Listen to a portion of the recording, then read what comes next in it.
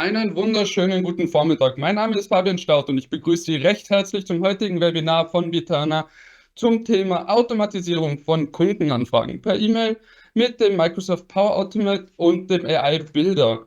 Gemeinsam mit unseren Partnern den Illwerken werden wir Ihnen heute hier ein paar Einblicke geben, wie Sie Ihre Workflows rund um Kundenanfragen per E-Mail automatisieren können, wie der Titel ja schon sagt. Selbstverständlich steht Ihnen die Möglichkeit zur Verfügung, jederzeit Fragen zu stellen. Wir werden die dann im Nachgang an den vorgesetzten Teil des Webinars aufgreifen und im Nachgang dann eben beantworten. Selbstverständlich wird dieses Webinar auch aufgezeichnet und Ihnen im Laufe der nächsten Tage, also vermutlich heute oder morgen, per E-Mail zugesandt. Ich freue mich auf die nächsten 30 bis 45 Minuten und wünsche auch Ihnen unterhaltsame und informative, äh, ja, 30 bis 45 Minuten in dem Fall. In dem Fall gebe ich jetzt direkt weiter an meinen Kollegen Michael Werner, der Ihnen noch ein bisschen mehr erzählen wird. Ja, vielen Dank, Fabian. Also 30 Minuten würde sehr sportlich sein, aber ich glaube, das Ziel brauchen wir auch nicht haben. Also 45 Minuten wären es bestimmt.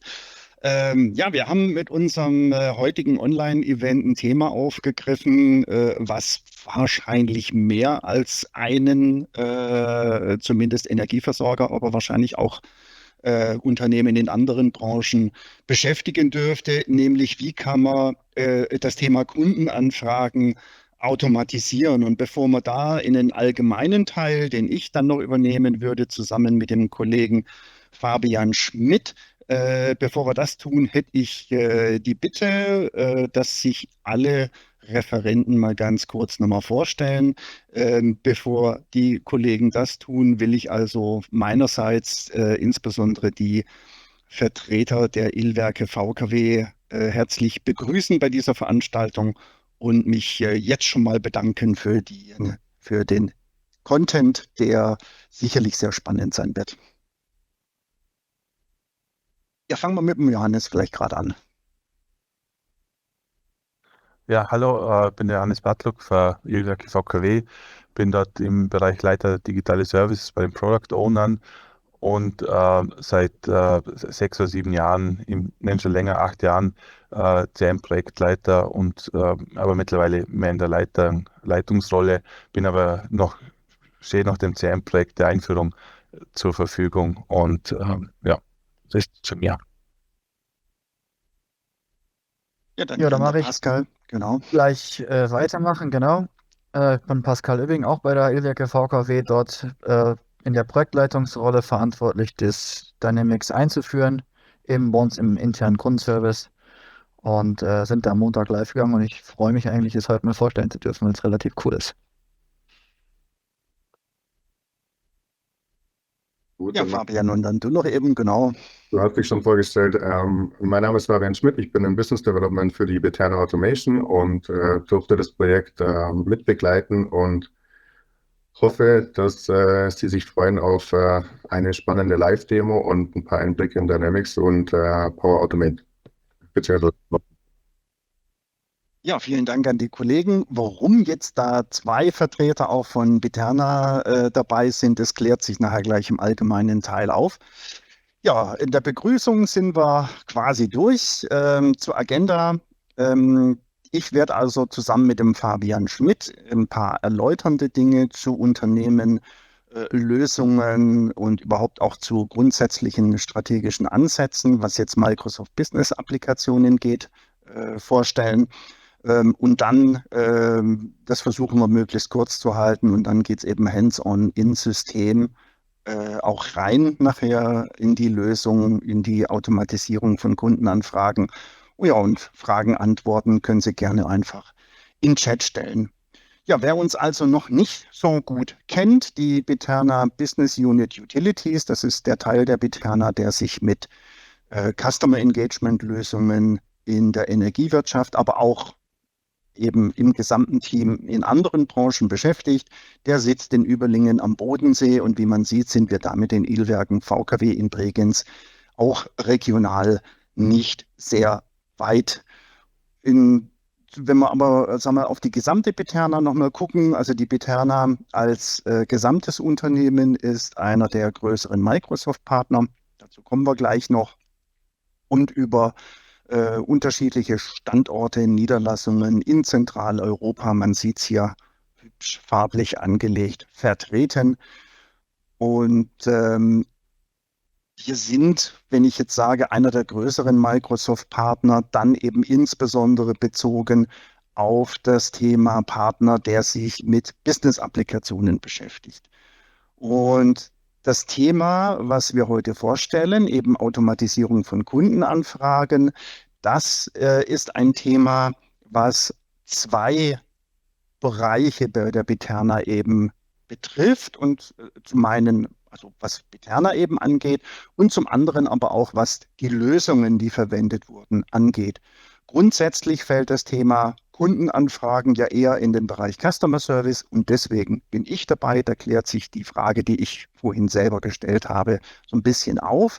Das heißt also, die Illwerke VKW setzen Microsoft Business Applikationen für Customer Service ein, für Sales auch und für Marketing auch. Aber heute geht es insbesondere um Customer Service und deswegen komme ich auch eben mit dem Teil Customer Engagement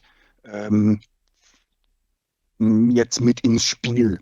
Da war ich ein bisschen zu schnell, glaube ich. Und zwar wollte ich noch ein paar Worte auch verlieren zu, sagen wir, zu unserer Beziehung auch zu Microsoft. Das sieht man hier ganz schön. Wir sind Microsoft Solutions Partner. Das heißt also früher, wer sich da im Microsoft-Umfeld etwas auskennt, da gab es eben diese Gold, Silber, Zertifizierungen, also eher so an diesen Medaillenspiegel orientiert. Das wurde ersetzt durch Solutions Partner. Das heißt also auch Microsoft achtet eben darauf bei den Zertifizierungen, dass die Partner lösungsorientiert arbeiten. Also das heißt also eben auch Kompetenzen aufbauen in bestimmten Bereichen. Und insofern gehören wir auch zu 1% aller Partner, die in dem sogenannten Inner Circle sind. Seit einigen Jahren schon sind wir da dabei. Das heißt also, wir haben da auch, was jetzt inhaltlich, Strategien, was zukünftige Planungen der Microsoft angeht, vielleicht das Ohr dichter an den Themen, als es andere haben.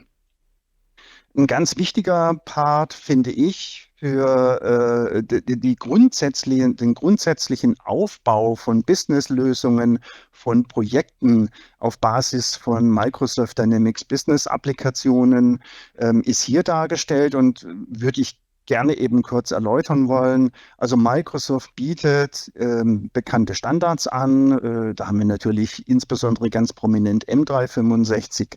Das hat quasi jeder irgendwo im Einsatz. Und wer eben, sagen wir so, in Businessbereichen, in Geschäftsbereichen Lösungen braucht, der nimmt die Microsoft Business Applikationen, die Dynamics 365 Produktfamilie. So, und die alleine sind zwar schon sehr weit ausgereift, aber sie haben eben keine spezifische Branchenausprägung. Und die bringen eben die Kolleginnen und Kollegen der unterschiedlichen Business Lines der Biterna eben in die, sagen wir, dahin, dass sie eben den entsprechenden Business Use Cases auch gerecht werden. Und was eben die Business Unit Utilities, also Energiewirtschaft angeht, dann bedeutet das, wir bringen eben noch Tools, Industrielösungen für die Energiewirtschaft dazu, sodass am Ende des Tages eine maßgeschneiderte Lösung daraus entsteht. Letzten Endes wir hatten es ja gerade auch schon bei der Microsoft-Zertifizierung, geht es immer darum, dass wir Geschäftsprozesse möglichst gut verstehen und eben auch systemisch möglichst gut abbilden. Das heißt, heute aus der Customer Journey, die so eigentlich beliebig auf jedes Unternehmen übertragen werden kann, schauen wir sehr stark rein in das Thema einerseits Kundenbindung, dann haben wir natürlich das Thema Anfragen über unterschiedliche Kanäle, insbesondere aber geht es uns heute um das Thema nicht Leads, sondern E-Mails. Das heißt also, wir sind so in den Bereichen Service, Landingpage-Kanäle heute mit dem Showcase, also in den Bereichen, ähm, oder sagen wir, in diesem Bereich ist dieser Use Case anzusiedeln. Ja, natürlich beim Customer Engagement insgesamt geht es darum, eben, dass die Waschmaschine der Wertschöpfung eines jeden Unternehmens optimal läuft. Was wir uns heute angucken, ist ein dezidierter Bereich aus dem Thema Service. Und wie ich es vorhin aber schon gesagt habe, die ILWG VKW setzen eben eigentlich alle drei tragenden Säulen ein, die man für Customer Engagement kennt oder für das Thema CRM. Das ist eben Sales, Service und Marketing. Und das muss eben insgesamt immer noch auch zusammenspielen. Und das kann es eben sehr gut. Und da finde ich, haben wir eben mit Microsoft oder auf Microsoft-Basis also sehr gute Grundlagen oder eine sehr gute Ausgangslage. Diese Dynamics 365 Produktfamilie, wovon wir uns eben heute insbesondere Customer Service anschauen wollen, die besitzt eben für alle erdenklichen Customer Engagement Fälle entsprechende eigene dezidierte Business-Applikationen. Das heißt also, wenn man dann auch noch in Richtung Field Service geht, auch dafür gibt es eine entsprechende Standardausprägung. Und dass Microsoft in sich sehr gut mit Microsoft 365 sprechen kann, glaube ich, das kann man unterstellen. Und in dem heutigen Use Case ist eben der primäre Kanal oder das primäre Tool, das da eben bearbeitet wird, sind eben Anfragen per E-Mail. Neben den Business-Applikationen, also neben Customer Service, was da im Hintergrund eine Rolle spielt, sind wir mit dem AI-Builder in den Use Case gegangen, den mein Kollege nachher noch eben näher vorstellen wird. Das heißt also, wir haben diese Automatisierung, das gibt das Wort ja schon her, mit Tools der Power-Plattform modelliert und eben auch KI-Teile damit verwendet. Da will ich aber nicht vorgreifen. Ja, was wir vorhin eben hatten in diesem systemischen Aufbau einer möglichen Lösung im Projekt, das ist eben hiermit gemeint, eben Biterna Solutions. Das heißt also, fallweise in den Projekten kommen ergänzend zu den Microsoft Standards Tools, Branchenlösungen für bestimmte Branchen, also in meinem Fall eben Utilities, Energiewirtschaft, Tools noch mit zum Einsatz. Und da bin ich zwar natürlich befangen als Verkäufer im Microsoft-Umfeld, aber ich meine auch objektiv, dass man sagen kann, ein so vereinheitlichtes Produktportfolio, was sich auch zu großen Teilen eine gemeinsame Datenbank teilt, das findet man so kaum anders am Markt in dieser Mächtigkeit. Ja, das vielleicht soweit zu meinem Teil. Und dann, Fabian, darfst du gerne eben weiter ins Detail einsteigen. Yes, vielen Dank. Ja, der Michael hat uns jetzt bereits den Biterna-Kosmos ein bisschen näher gebracht. An meiner Stelle würde ich gerne noch ganz kurz die Businessline Biterna Automation vorstellen.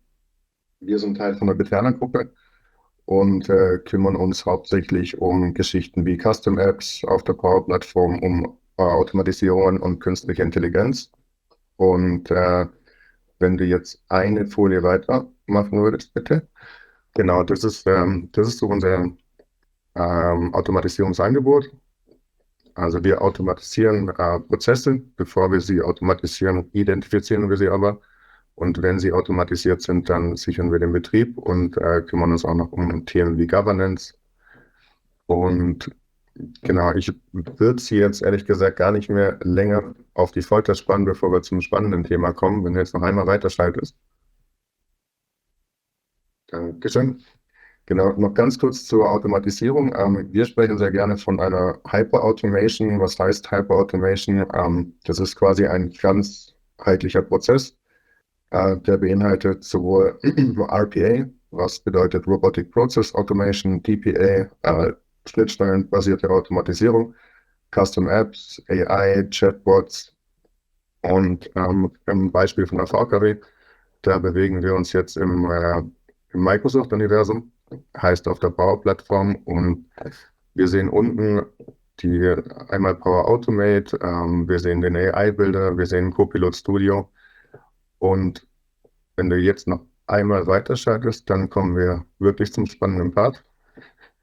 Und dann würde ich schon an den Johannes weitergeben, weil dann sagen wir Welcome to Gen AI. Und Johannes, du teilen kannst. Sehr gerne.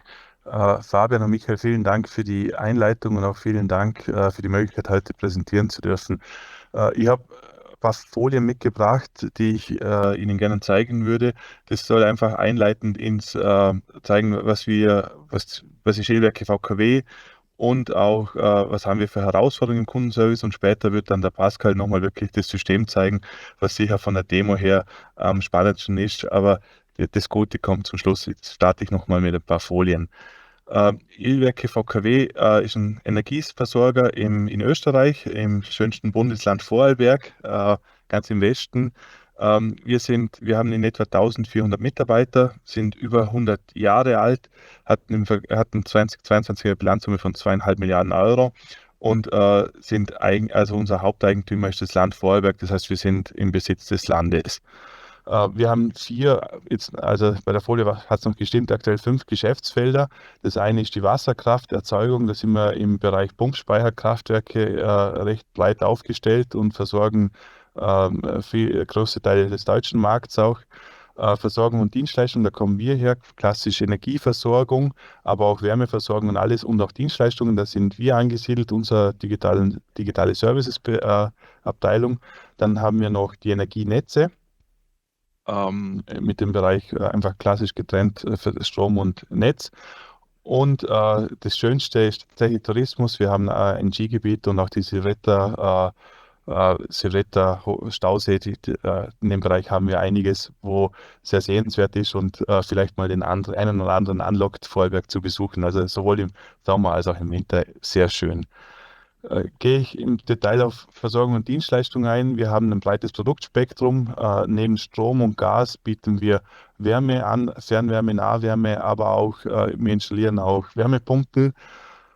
Wir bieten Photovoltaik an. Bis hin zur Installation ist alles in unserem Unternehmen abgewickelt. Vertrieb und Leistungserbringung.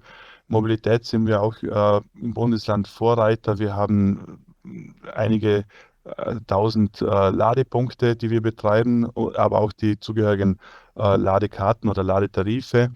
Und sonst haben wir noch ein breites Spektrum an Dienstleistungen von Klimaschutzprojekten, Energievisualisierungen, Trafo-Contracting, da sind wir breit aufgestellt. Das bedeutet natürlich, wenn wir breit in den Produkten aufgestellt sind, brauchen wir einen breiten Service und das ist das Detail, wo wir heute auch vorstellen möchten.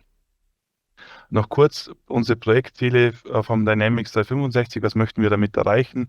Bei E-Werke VKW, wir wandeln uns vom Energieversorger zum Energiedienstleister. Das werden Sie wissen, Strom ist einfach ersetzbar. Wenn das mit Produkten gebündelt ist, wird es umso schwerer, den Energieanbieter zu wechseln. Deshalb sind wir auf dem Weg zum Energiedienstleister. Da haben wir schon ein breites Produktportfolio.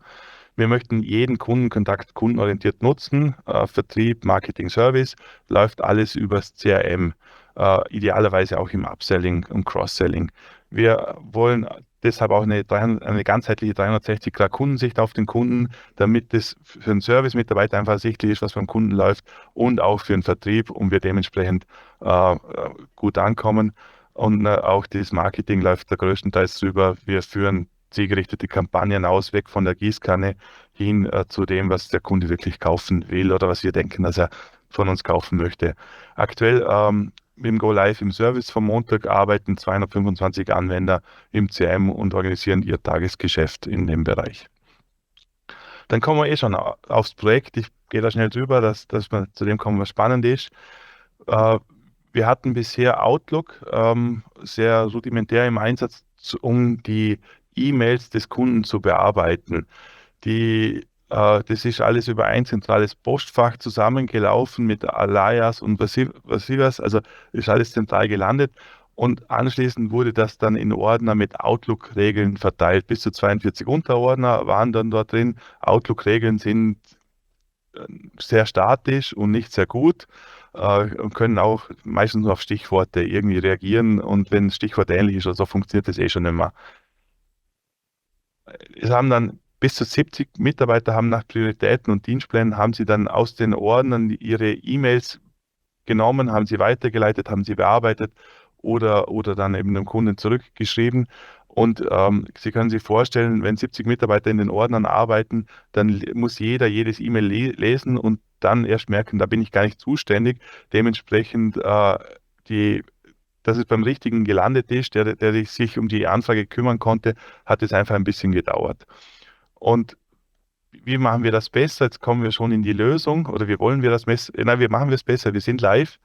Ähm, Einmal ganz stark natürlich durch KI-Unterstützung. KI ist bei uns ein wichtiges Thema, sei es natürlich Copilot, der Microsoft stark forciert hat, aber auch technisch der AI-Bilder, wo schon ein bisschen älter ist, nützt uns da ganz massiv. Zum einen wird KI gestützt, wird die Anfrage vorqualifiziert. Das heißt, wir analysieren den Betreff, wir analysieren den Body, wir analysieren auch angehängte Dokumente. Wir bekommen recht oft einfach leere E-Mails mit angehängten Dokumenten und analysieren dort alles und schauen, um was geht es dem Kunden und wer ist der Kunde überhaupt. Also wir identifizieren den Kunden und die Kategorie. Wenn wir das identifiziert haben, um was geht es dem Kunden, dann wird es nicht einfach in einem Ordner dargestellt, sondern es wird dem richtigen Mitarbeiter zugewiesen. Also wir machen da ein Skill-Based Routing, haben das über Kapazitäten und Skills, wissen wir, welcher Mitarbeiter hier optimal ist zur Abarbeitung und der bekommt es. Wenn es dann eskaliert, geht es weiter an Supervisor. Von dem her haben wir das ganze Kirschenpicken abgearbeitet und sind sehr effizient sofort im Doing beim Mitarbeiter.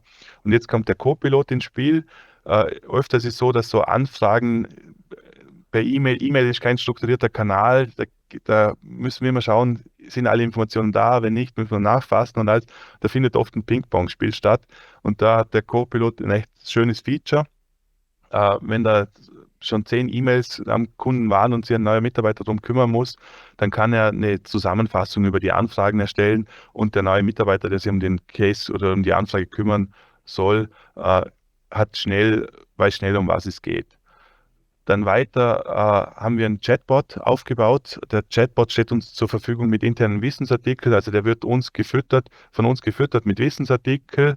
Da sind wir noch nicht dort, wo wir hin möchten, muss ich gleich sagen, aber der Start ist recht gut. Und der Agent kann über Einfallfragen, über den Chatbot findet er die richtigen Wissensartikel KI gestützt. Und die Antwortmails werden besser, die werden nicht mehr von Hand geschrieben, sondern KI unterstützt bei personalisierten Antwortmails, nimmt die Kundenstammdaten, nimmt die Anfrageinformationen und die Wissensartikel und unterstützt dort bei der Beantwortung des Mails. Also ich bin zwar kein Kundenservice-Mitarbeiter, aber mir würde es helfen, meine ganzen Rechtschreibfehler sind dann auch Geschichte.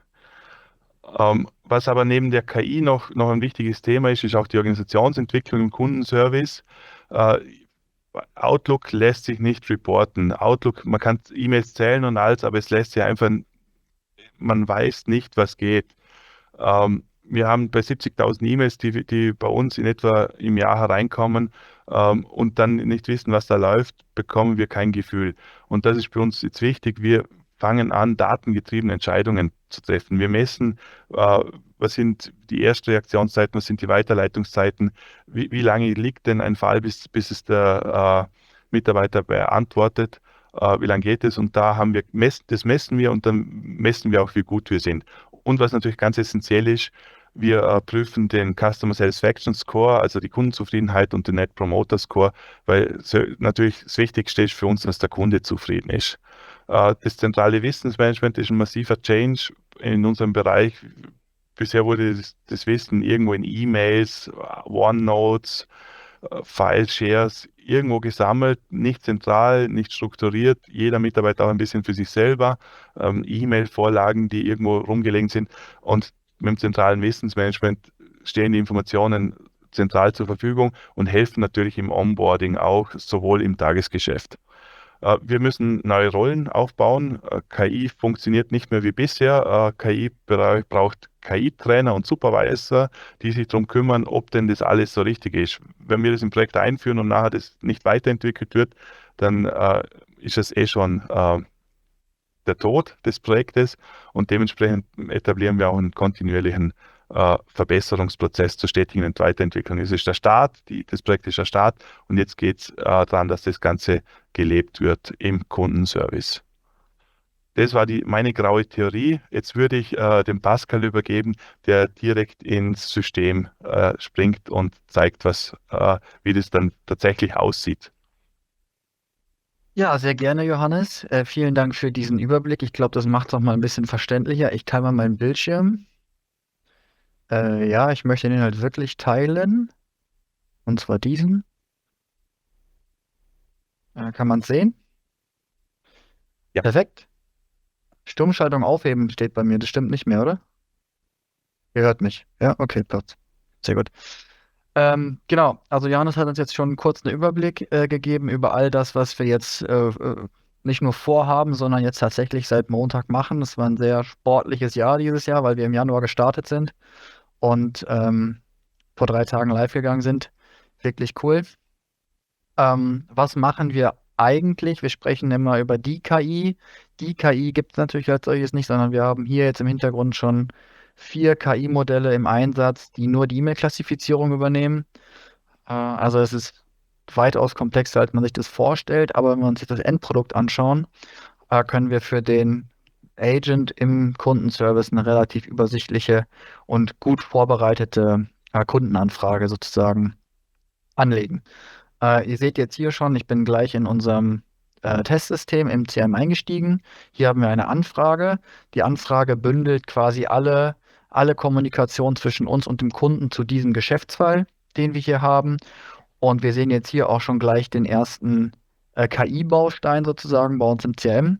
Ist unscheinbar, aber hier das Betreffsfeld sagt quasi aus, was die KI über ein Prompting-KI-Modell hier für eine Kundenklassifizierung oder einen Kundenfall identifiziert hat. Hier geht es um die Kündigung. Der Anfragentitel ist bis heute einfach nur der Betreff von der E-Mail. Das sorgt einfach ein bisschen für gewohntes Feeling sozusagen, weil es natürlich so ein großer Change bei so vielen Mitarbeitenden oft auch für Unmut sorgt. Deswegen haben wir uns da entschieden, einfach beim Betreff zu bleiben. Und wir haben hier eben auch schon den Kunden klassifiziert. Die beiden Schritte sind schon passiert, bevor irgendein Mensch überhaupt gesehen hat, dass wir eine E-Mail gekriegt haben. Ich meine, hier in diesem Fall war es jetzt für uns auch noch recht leicht, weil der Kunde sehr gut strukturiertes E-Mail uns geschickt hat, wo schon ganz viele Sachen drin stehen. Und es relativ eindeutig ist, oder Kündigung meines Stromvertrages, das schafft die KI immer zuverlässig, das auch herauszufinden. Also hier relativ einfacher Fall. Was wir aber darüber hinaus noch machen mit der unstrukturierten E-Mail, wenn wir zum Beispiel Kundennummer, Vertragsnummer, Vertragskontonummer, Rechnungsnummer oder irgendwas finden, dann verknüpfen wir das auch über ein KI-Modell gleich hier in der Anfrage. Also auch das muss mein Mitarbeitender im besten Fall nicht mehr tun. Wenn natürlich nichts drinsteht, können wir auch nichts verknüpfen. Gerade wenn der Kunde mehrere Verträge, mehrere Rechnungen, mehrere Vertragskonten hat, können wir das natürlich nicht automatisch verknüpfen. Dann muss der Mensch das immer noch selber machen. Aber wenn wir es finden, so wie hier, dann haben wir eben auch Ableitung. Wenn es dieser Vertrag ist, kann es nur dieser Zählpunkt sein und dann verknüpfen wir das alles vor. Der Johannes hat es gerade schon gesagt, wir versuchen hier, warum wir uns fürs CRM entschieden haben, ist einfach die 360-Grad-Sicht auf unseren Kunden. Alles, was hier, ich weiß nicht, je nachdem, ob Sie das CRM von Microsoft kennen oder nicht, weiß man es nicht. Alles, was blau hinterlegt ist, kann ich eben anklicken und direkt in den Datensatz abspringen, der hier quasi angezeigt wird. Ich nehme jetzt hier mal den Kunden. Dann sehe ich schon, ich bin jetzt hier in den Geschäftspartner gewechselt und sehe alles, was am Kunden gelaufen ist. Ich habe eine Zeithistorie, wo alle seine E-Mails, alle seine Anfragen, egal über welchen Kanal bei uns das reinkommt, über unsere Online-Welten, wird alles hier in der Zeitachse zusammengefasst, in der chronologisch richtigen Reihenfolge. Ich sehe alle Produkte, die der Kunde aktiv, inaktiv hat. Und ich kann jetzt immer weiter in die Details absteigen, wenn ich das zur Bearbeitung meines Geschäftsfalls muss. Hier sehe ich Vertragskonten, Verträge, Rechnungen. Ich kann bis ins Archivsystem von hier aus in die Rechnung wirklich als PDF runterladen, wenn der Kunde zum Beispiel nochmal Rechnungsauskunft braucht. Ohne dass ich meinen Kontext verliere, weil Microsoft es endlich geschafft hat, hier oben multisession-fähig zu sein. kann ich jederzeit zurück. Dann haben wir hier auf der Anfrage schon die nächste KI-Komponente. Ich kann hier mit einem einfachen Klick mir vom Copilot zusammenfassen lassen, wo es in dieser Anfrage drum geht. Wenn das nur eine E-Mail ist, relativ sinnfrei, weil dann kann ich auch einfach gleich die E-Mail lesen, bin ich genauso weit. Wenn ich aber zum Beispiel Urlaubsübernahme habe und da gibt es schon einen Verlauf von 20 E-Mails, klicke ich da oben drauf und der macht mir in 5 Zeilen eine ziemlich zuverlässige Zusammenfassung des Geschäftsfalls. Also wirklich eine coole Funktion, funktioniert sehr zuverlässig. Nochmal neu oder relativ neu sind hier die Momente, wo er nochmal versucht, die wichtigsten Bullet Points sozusagen der Anfrage ganz kurz zusammenzufassen. Und jetzt haben wir natürlich hier schon drinstehen, dass man die E-Mail löschen soll für Testzwecke. Also auch das erkennt er hier vom Kontext der E-Mail her. Also wirklich eine ziemlich coole Funktion. Wenn ich jetzt festgestellt habe, beziehungsweise die KI hat festgestellt, es ist ein Auszug, ich als Mitarbeiter habe das nochmal verifiziert, auch das ist wirklich ein wichtiger Punkt. Das KI-Modell kann sich auch immer mal für was anderes entscheiden, für was entscheiden, was nicht richtig ist. Da muss ich natürlich als Mensch immer entscheiden, ist das wirklich sinnvoll? Und wenn ich jetzt verifiziert habe, das passt, dann kann ich das alles so lassen. Wenn das falsch ist, kann ich das hier einfach ändern, speichern und weiterleiten. Dann wird es in die nächste Warteschlange geroutet und es wird dem richtigen Mitarbeitenden zugewiesen. Also auch da machen wir es den Agent sehr, sehr leicht, ja, wie soll ich sagen, die Arbeit zu strukturieren. Und wir haben nachher halt die Möglichkeit, unser Prompting-Modell zu verbessern, weil wir nämlich tracken, wenn sich das hier ändert, dann können wir unser Prompting im Hintergrund dann verbessern. Sowas macht zum Beispiel der KI-Trainer. Genau. Was die KI, der Copilot an dieser Stelle noch für uns tun kann, wenn ich jetzt zum Beispiel ein neuer Mitarbeiter bin und ich zum Beispiel gar nicht weiß, was ich so genau tun muss in einem Auszug, kann ich hier oben den Copiloten verwenden. Und in meiner Sprache, wie ich die Frage formulieren würde, könnte ich jetzt zum Beispiel sagen, welche Informationen brauche ich vom Kunden, um einen Auszug durchzuführen? Auch das hat schon der Johannes gesagt. Rechtschreibfehler sind ja nicht so wichtig. Wenn das Wort mehr als 3 Buchstaben hat, habe ich immer einen Rechtschreibfehler. Deswegen ist echt eine gute Unterstützung an der Stelle, weil die KI einfach aus dem Kontext erkennt, um was es geht. Und er zählt mir jetzt hier quasi wirklich auf, ich brauche das Datum vom Auszug, die Kundennummer und so weiter, Name, Geburtstag, alle vertragsrelevanten Informationen, um hier eben den Auszug durchzuführen. Eine ziemlich starke Funktion. Das Ganze basiert auf den Wissensartikeln, die direkt im CRM eingebunden sind. Das hat der Michael, glaube ich, im Vorfeld schon gesagt. Alles wird eben auf einer Datenbank gespeichert und so kann der Copilot auf das interne Wissen quasi zugreifen und es wird nicht irgendwie mit irgendwelchen Informationen aus dem Internet darum gesucht. Das ist also wirklich eine gute Sache, weil die Daten dann eben auch hier bei uns im Tenant bleiben. Ich kann hier gleich in Teams chatten, wenn das notwendig ist. Ich habe hier eine manuelle Wissenssuche und ich habe hier Agent-Skripte, wenn ich am Telefon bin, das ist für den nächsten Kanal. Und ich habe hier den Smart Assist, der versucht schon also er versucht quasi intelligent Wissensartikel vorzuschlagen. Bei uns im Q-System funktioniert das leider noch nicht so gut, weil einfach noch nicht genug Daten da sind. Aber im Pod ist das schon deutlich besser. Genau, wenn ich jetzt auf die E-Mail antworten will oder muss, wahrscheinlich muss ich das, weil das ist ja meine Arbeit, kann ich hier in der Anfrage direkt auf Antworten klicken. Komme ich in das E-Mail-Layout vom CRM sozusagen. Auch da kann man seine Kollegen und Kolleginnen immer beruhigen. Das Ding funktioniert genauso wie Outlook. Ich sage immer, das ist, wenn man Doppelklick auf die E-Mail macht, dann kriegt man diese Ansicht. Ich kann jetzt hier anfangen, meine E-Mail zu beantworten. Wenn ich dazu keine Lust habe, was ich verstehen kann, oder so wie ich immer Rechtschreibfehler mache, kann man den Codepiloten einfach zur Hilfe nehmen.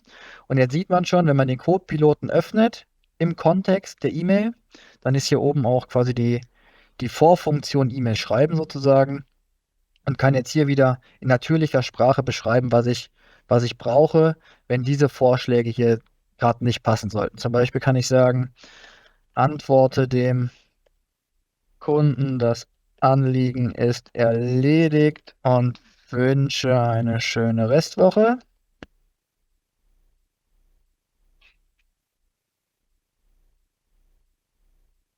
Da muss ich mich ein bisschen gedulden. Irgendwann muss ich ja mal einen Kaffee trinken. Jetzt wäre so ein Moment, wo ich das gut machen könnte.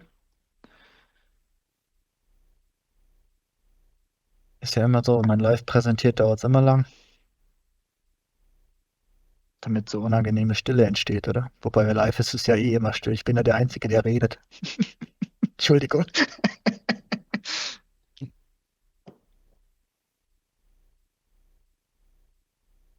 Na Gott sei Dank. Genau, sehr geehrter Herr Kunde, jetzt kriege ich hier E-Mail. Die Daten im Testsystem sind nicht immer ganz so gut gepflegt, deswegen konnte er hier keinen Namen ausfüllen. Aber ich kriege hier schon eine ziemlich ausführliche E-Mail, die ich so selber nie geschrieben hätte. Aber der Kunde denkt, hey Mann, die sind aber lässig drauf oder da kriege ich ja richtig gute Antwort. Wenn mir das nicht passt, kann ich das hier nochmal bearbeiten. Ich könnte es hier in eine neue, andere Sprache übersetzen. Vielleicht ist es ja, weiß ich nicht, ein englischsprachiger Kunde, dann kann ich das hier gleich übersetzen. Ich kann hier auch nochmal die Länge und auch den Tonfall anpassen. Beim Tonfall muss man immer ein bisschen aufpassen. Wenn man da lässig auswählt, kann natürlich auch sein, dass er sagt, hey, jo, die Anfrage ist erledigt, alles Gute, schönes Wochenende, Peace und so weiter. Wenn ich das kopiere oder kopieren klicke, dann nimmt das nicht in die Zwischenablage, sondern fügt es wirklich gleich in die E-Mail ein. Hier habe ich jetzt nochmal die Möglichkeit, irgendwas hinzuzufügen, wenn es hier nicht hervorgeht, oder was zu korrigieren. Und dann bin ich fertig. Zum Beispiel Namen könnte ich jetzt hier korrigieren. Dann drücke ich hier oben auf Senden und schon ist meine E-Mail verschickt. Mache ich nicht, weil ich im Testsystem richtig eingerichtet bin. Ich würde die E-Mail dann tatsächlich verschicken. Was wir noch können, und für mich ist es auch einer der größten Neuerungen, E-Mails konnten wir auch vorher schon verschicken und verstehen, worum es geht, konnten wir auch schon vorher. Was die Anfrage aber neu kann im Gegensatz zum Outlook, ist, dass ich diese ganzen Informationen hier eben verknüpft habe und meine Anfrage jetzt viel intelligenter ist. Ich kann mir alles vom Geschäftspartner, in dem Fall von Herrn Buttlock, oder dem Ehepaar an der Stelle hier, wirklich holen. Ich kann bis in den Zählpunkt absteigen, wenn ich das will. Ich kann wirklich bis auf den Zähler, je nachdem, in welchem Business Sie da unterwegs sind, vielleicht nicht so interessant, aber für uns sehr wichtig, kann ich bis in den Zähler, der bei diesem Kunden im Keller montiert ist, absteigen und hole mir da alle Informationen, die ich vielleicht brauche. Genau, das ist das, was die KI angeht. Jetzt könnte ich noch ein bisschen auf interne Geschäftsprozesse eingehen, aber ich glaube, das ist, weiß ich nicht, ist glaube ich nicht notwendig. Ich tease das nur kurz an. Wir haben hier im CRM, weil die Herausforderung haben wir alle, dass häufig ERP und CRM nicht so gut miteinander verknüpft sind. Heute jedenfalls noch nicht.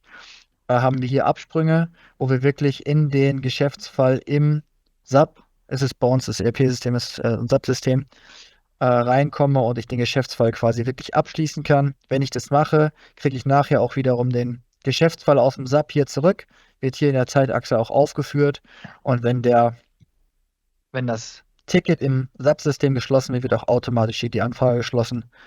Also relativ runde Sache für unseren Agent. Wirklich eine gute Sache. Und jetzt kriegt er vorstrukturierte Daten und überhaupt immer eine Struktur. Und ich kann jetzt natürlich teasern, weil wir seit 3 Tagen live sind. Die ersten 2 Tage waren sehr viel wild. Ich weiß nicht, wo ich hin muss. Ich kann nicht klicken, es geht irgendwas nicht. Heute hatte ich 2 Anrufe bisher.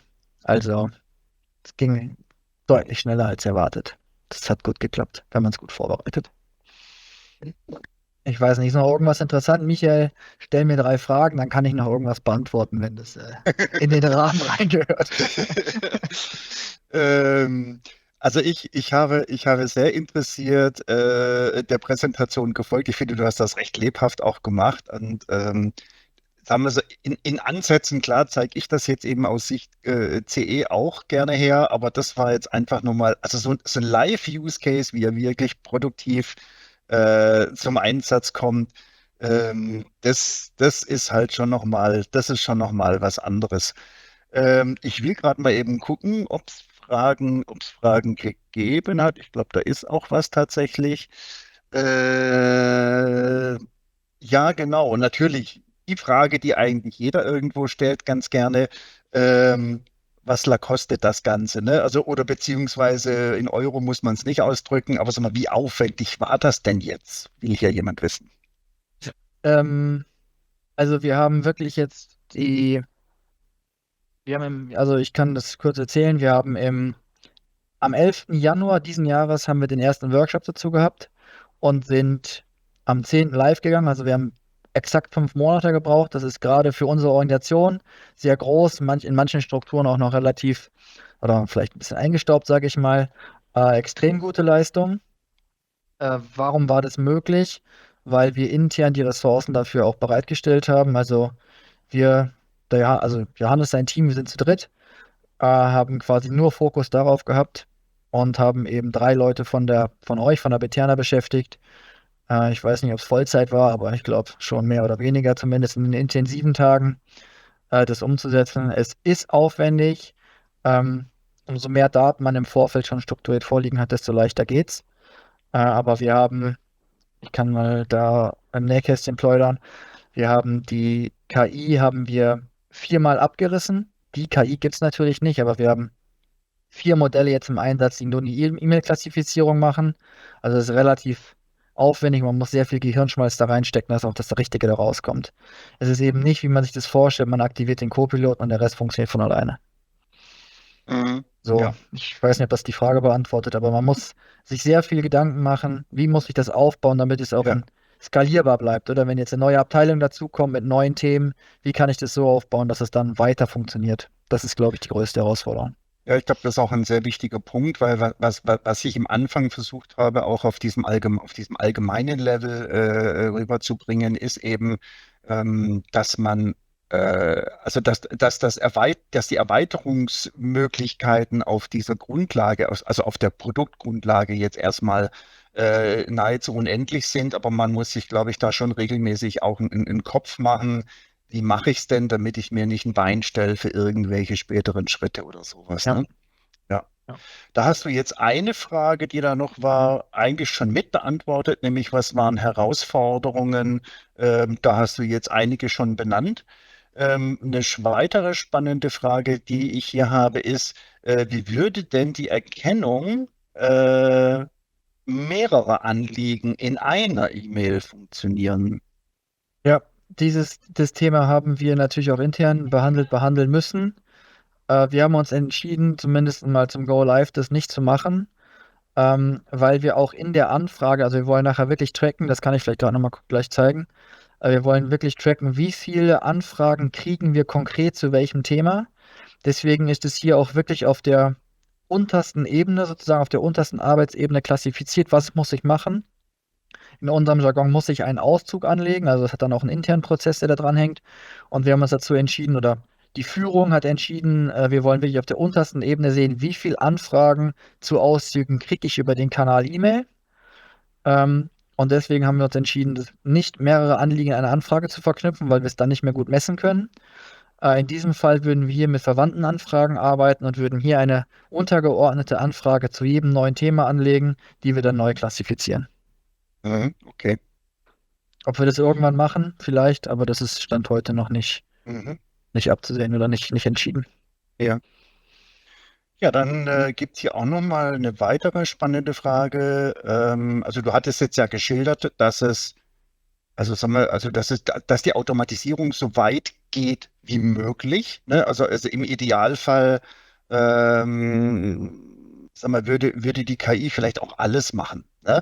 Und in die Richtung geht die Frage. Also ich weiß jetzt nicht, beim Beantworten einer E-Mail, schätze ich mal, spätestens hört es auf, gell? Da weiß ich nicht, ob da guckt vielleicht schon nochmal jemand drauf, also ob das Geschriebene wirklich so raus kann. Aber die Frage geht dahin, ich lese sie mal wörtlich vor, habt ihr mit der KI-Funktion gewisse Kundenanfragen in der Verarbeitung komplett automatisiert, sodass kein Agent mehr drauf schaut und das Anliegen mittels Schnittstellen komplett verarbeitet wird? Also gibt es das schon? Ich meine, es ist noch relativ früh jetzt, ne?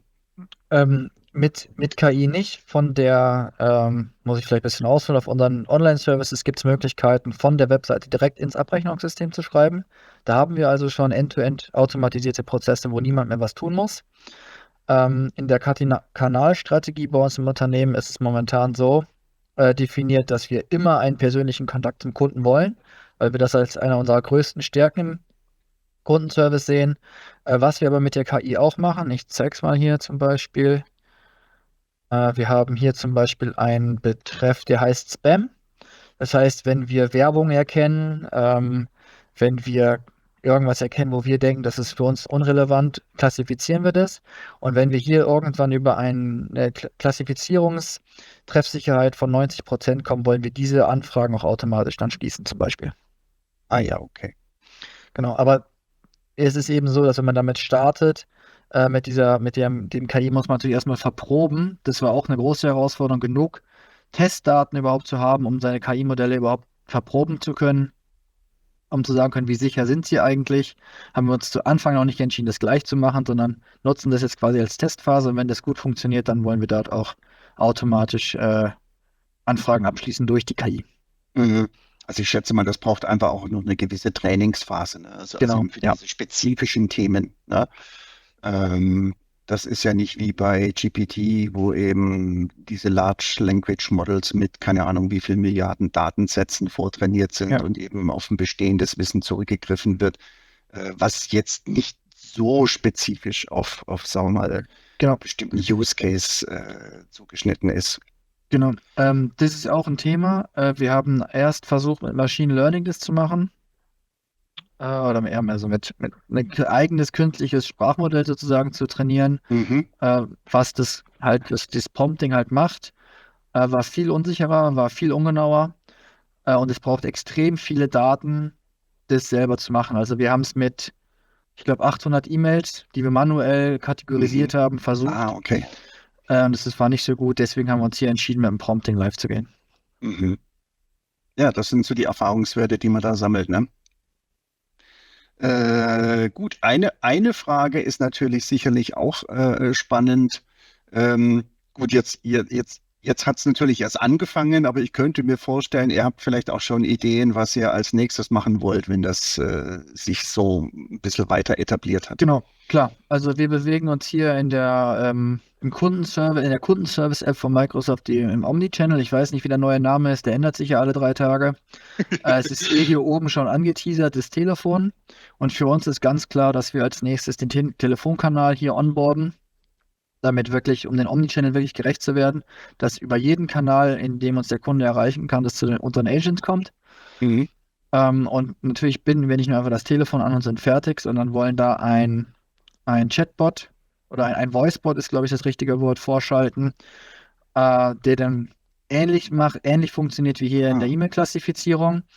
Hallo, wer sind Sie? Ah ja, okay, wir erkennen es automatisch, wir erkennen den Geschäftsfall, worum es geht, legen dann auch so eine Anfrage an, die schon vorkategorisiert ist. Also es geht dann so eine Unterhaltung auf beim Agent, wo dann auch schon vorkategorisiert ist, worum geht es eigentlich.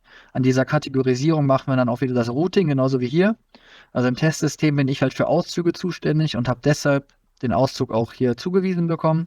Und genauso machen wir dann auch das Telefonrouting, dass wir erkennen, was will der Kunde und dann zum richtigen Agent direkt durchrouten. Ja, sehr gut. Ja, das ist wahrscheinlich sogar noch ein größerer Effizienzbringer, weil der unter Umständen eben auch irgendwann mal bestimmte Anliegen auch vielleicht sogar schon komplett erledigen kann. Ja, Ne? also auf einem ähnlichen Niveau. Ne? Ja, also da haben wir schon auch Verprobungen gemacht.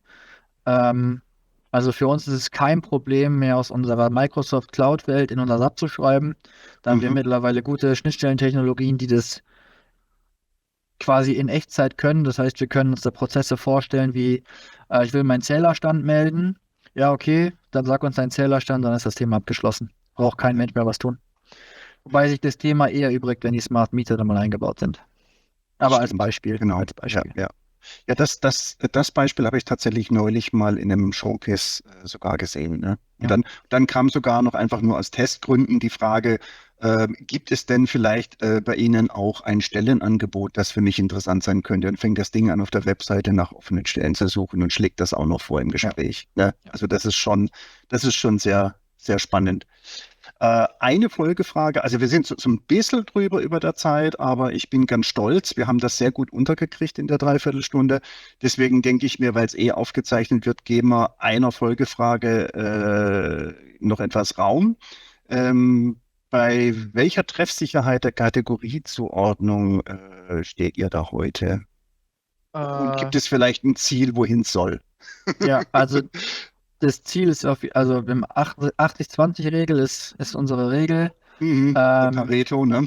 Genau, aber ich bin damit nicht zufrieden. Wir streben auf jeden Fall über 90% Treffsicherheit an, weil wir vorher gar nicht, also nicht vollständig automatisieren wollen. Das ist uns einfach nicht sicher genug. Ja, Ähm, stimmt. und das lässt sich jetzt so pauschal tatsächlich noch gar nicht beantworten. Unsere Kategorie Ein- und Auszug, die sind schon sehr, sehr gut. Also die liegen jetzt schon über 80%. Ähm, Störungen ist in dem Fall unsere schlechteste Kategorie. Da werden oft, auch wenn wir so Server-Nachrichten vom E-Mail kriegen oder keine Ahnung, E-Mail konnte nicht zugestellt werden oder sowas, diese automatischen Nachrichten, die man da kriegen kann, die werden häufig auch als Störung kategorisiert, Okay. obwohl wir sie eigentlich als eigene Kategorie erkennen wollen, oder? Also da ist es sehr unterschiedlich zwischen den Themen. Also es gibt einen pauschalen Wert, gibt es da so quasi nicht. Na, was immer so der gute alte Pareto, wenn es in 80% aller Fälle also quasi funktioniert, dann ist das ja schon mal eine große Hilfe. Also was man da sagen muss, wir wollen ja nicht nur das Kundenanliegen als solches klassifizieren, sondern anhand dieser Klassifizierung funktioniert ja auch das Routing, also das Skill-Based Routing Ja. intern. Das heißt, wenn wir 80% aller Anfragen, und wir haben es gerade beim Johannes gesehen, wir kriegen etwa 70.000 E-Mails im Jahr, wenn wir die alle zweimal lesen, weil die alle einmal weitergeleitet werden intern, und wir nur das wegschaffen zu 80%, wäre es schon eine Riesenzeitgewinn. Ja, Ein Riesenzeitgewinn. Das stimmt. Ja. Also was teilweise bei klassischem CRM natürlich auch immer wieder so eine Frage ist, die da im Raum steht, was bringt's denn? Ne? Es ist immer bei reinem Customer Engagement ist es ein bisschen schwieriger darzustellen. Ich glaube, in so einem Fall ist es recht schnell schön gerechnet, wo wirklich dann die Bringer sind. Ne? Ja. Gut. Also dann würde ich sagen, überstrapazieren wir es nicht, gell? Nicht, dass es nachher heißt, Biterna liefert nicht in Time and Material. Also heute liefern wir nur Time und Content. Content war, glaube ich, super. Ne? Auf eins möchte ich noch hinweisen, dieser QR-Code, der ein oder andere hat es vielleicht aus purer Neugier schon ausprobiert, der ist nicht ganz zufällig da. Damit können Sie die heutige Veranstaltung bewerten. Und da der QR-Code aber letztlich in der Aufzeichnung auch noch drin ist und in den Folien, dann können wir das auch gerne überspringen.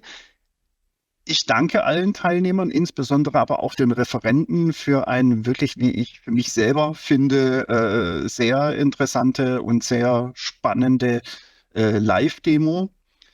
Und so es also da noch Fragen gibt und womöglich jemand sowas auch haben möchte, dann kann er sich gerne an den Fabian Schmidt und an mich wenden. Wir haben die Kontaktdaten vorsichtshalber schon mal mitgebracht, wie das der Verkäufer halt eben so tut. Ansonsten vielen lieben Dank für die Teilnahme heute. Wir haben etwas überzogen, aber ich glaube, das war geplant und war auch den Fragen geschuldet. Und das werte ich jetzt einfach mal positiv. Und insofern sage ich vielen lieben Dank und bis demnächst.